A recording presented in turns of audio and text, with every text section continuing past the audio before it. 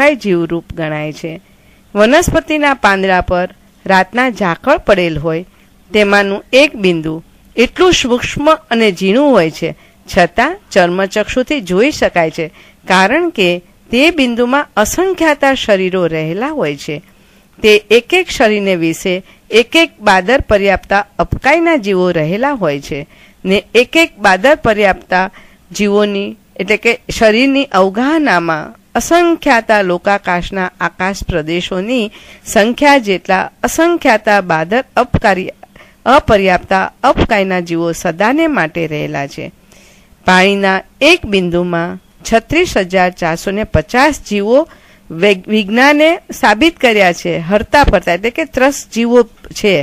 એક બિંદુમાં 7 નારકીના જીવો કરતાં અસંખ્યાત ગુણા અધિક જીવ હોય. તે જ રીતે જ્યારે આપણે નળને ચાલુ કરીએ, નળ ઊંચે હોય, બાલદી નીચે હોય, ત્યારે જેટલા ઊંચેથી પાણી નીચે પછડાય તેમાં તે અપકાયના જીવોને જે વેદના થાય એવી વેદના આપણે પણ ભોગવવી પડશે.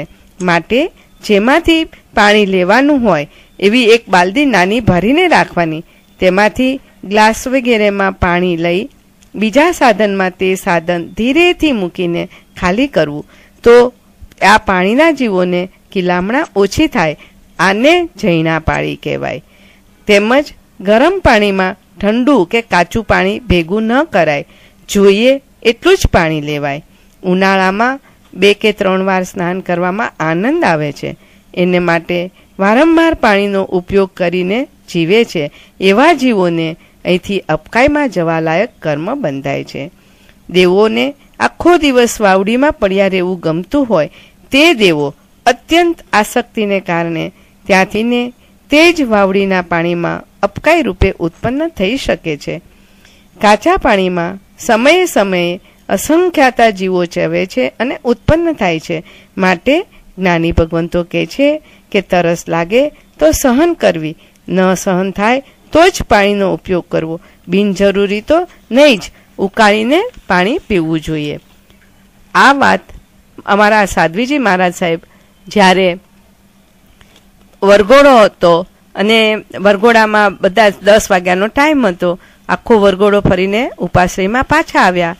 પાણી હતું, પરંતુ પાણી પીવા માટેની પાત્રી એટલે કે ગ્લાસ એક જ હતો અને ઘણા બધા મહારાજ સાહેબ હતા.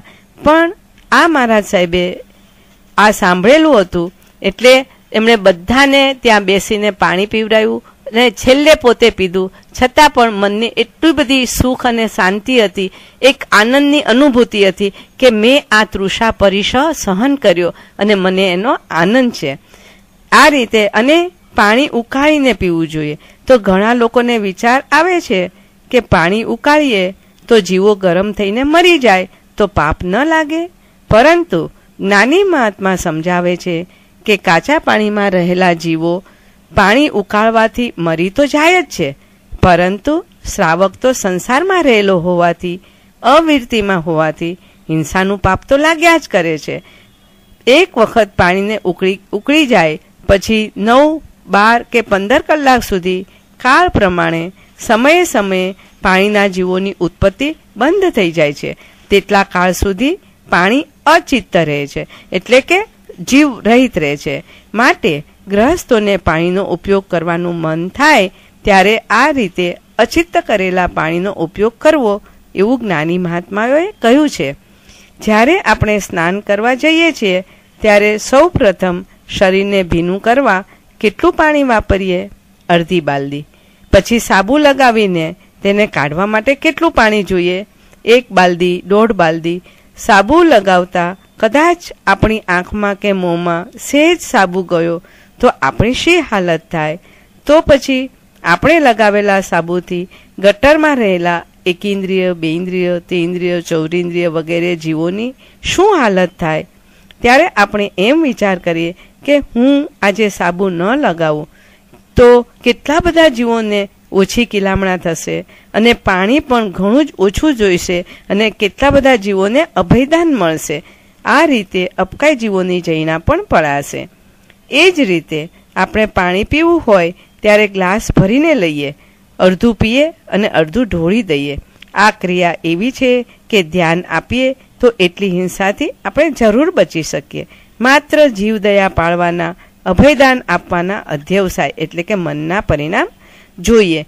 જેઓ પાણીની આસક્તિ રાખીને તેમાં લાંબા આયુષ્ય રૂપે ઉત્પન્ન થવા લાયક કર્મ બાંધે અને પાણીની આસક્તિ રાખીને દયા પાળે, દાન આપે, શીલ પાળે, તપ કરે, સારા વિચારોમાં રહે, પણ